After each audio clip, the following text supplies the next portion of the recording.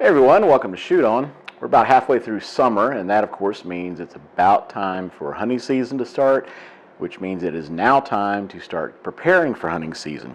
One of the things a lot of people do before the season starts is get a new scope, upgrade the old one, and of course get that zeroed up and ready to hit the field when the time comes. So if that is you, I want to let you know about Burris scopes. They come out with this year, they reintroduced a new generation of their Fullfield rifle scopes. Now the Fullfield is the brand that started Burris back in 1975. They came out with, it was Don Burris who developed a system that he wanted to give hunters the most bang for the buck, and part of what his design included was a wider field of view, hence the Fullfield name, and improved light transmission. And that's what he did with the Fullfield series that came out in '75. He started out with about 3 models, but ever since then, it's kind of set the standard for what a hunting scope is in America, especially Western hunters. This was a big brand out west when it started, and still is today. And of course, that has expanded across the country. So anyway, this is the 50th year of the Burris Fullfield, and in recognition of that milestone, Burris has redesigned the entire line of Fullfield scopes. So right here is the previous generation Fullfield, the Fullfield 4. This is a 2.5 by 10. Was running this on a 1022 we built for squirrel hunting. Anyway, great scope. It was just really solid performer. The only thing I didn't like about it is the power ring just wasn't. It was a little slippery whenever I was wearing gloves. Didn't really care for that. I mean, otherwise the optics was it was great, just performed fine. But you compare that to a similar 2 to 10 by, or 2.5 to 10 by 42, the new model. You can see it's a good little bit difference. All the knurling on the knobs, the power knobs, windage, elevation, and the illumination, they've got a very robust knurling to it, so it's not slipping. You can grab a hold of that and really turn it.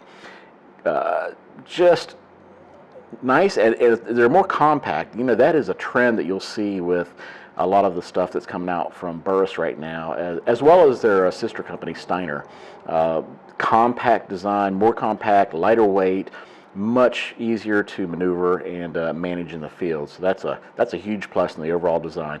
But you can also see some variations. They're all using now a red ring, just kind of a little distinguishing mark, a little more brighter, bold lettering and graphics on the scope itself. But otherwise, rolling along with the traditional Fullfield heritage, nice wide view, good glass, good light transmission, nothing at all to complain about. Now right here is the smallest of the new Fullfield series. This is the 2 to 8 by 35. We put this on a Henry lever action and 44 Magnum. Hunted with it last year, but recently we just did an Excess Sights lever handguard upgrade, put a dead air suppressor on it. So this is going to be the hunting rifle to start the season with this year.